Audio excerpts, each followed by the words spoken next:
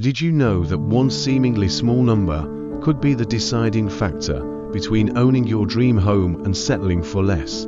Or that this number might secretly dictate how much interest you'll pay for that shiny new car, or whether you'll get approved for it at all?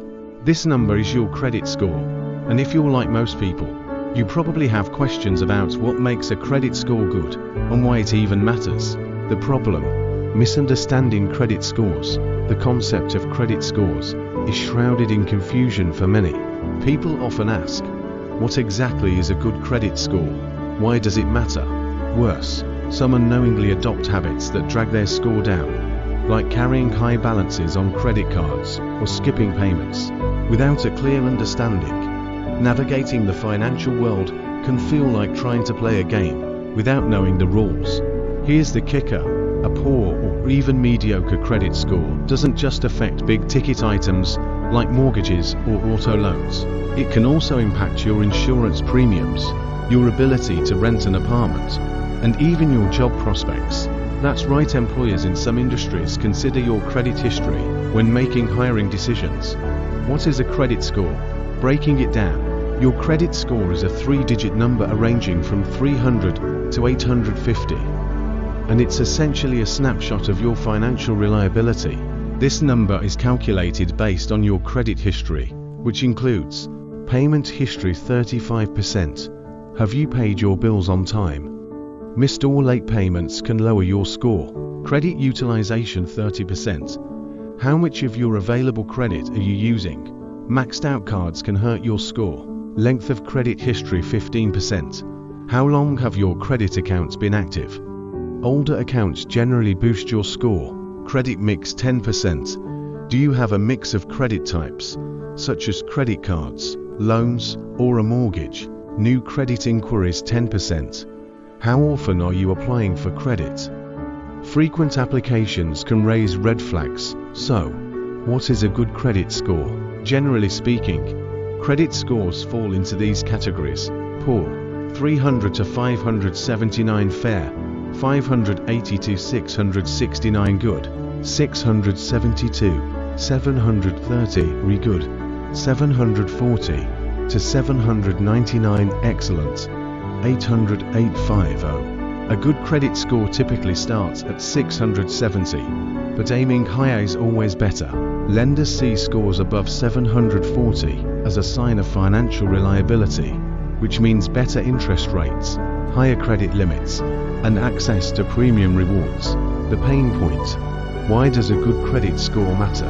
Imagine walking into a bank, excited to buy your first home, only to find out you don't qualify for a mortgage because your credit score is too low.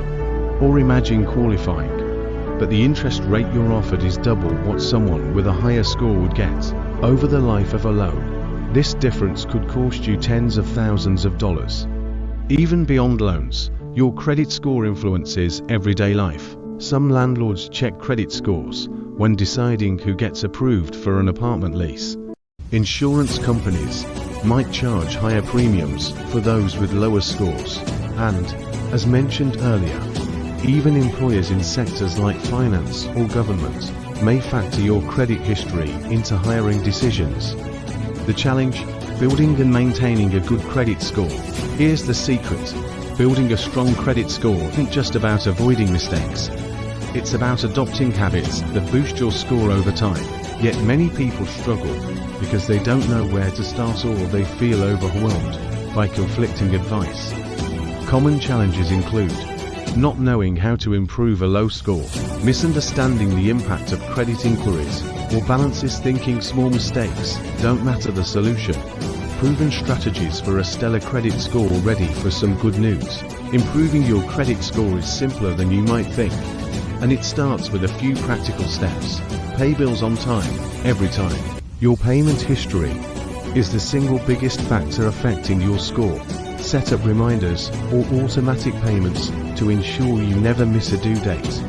Keep credit utilization low. Experts recommend using no more than 30% of your available credit limit. For instance, if your credit card has a $10,000 limit, try to keep your balance under $3,000. Don't close old accounts. Even if you're not using an older credit card, Keeping the account open can help maintain the length of your credit history, which positively impacts your score. Limit new credit applications every time you apply for credit. It results in a hard inquiry on your report, which can temporarily lower your score. Apply for new credit sparingly. Monitor your credit report regularly. Mistakes on your credit report, like an incorrectly listed late payment, can hurt your score. Check your report at least once a year through free services like annualcreditreport.com and dispute any inaccuracies. Diversify your credit mix.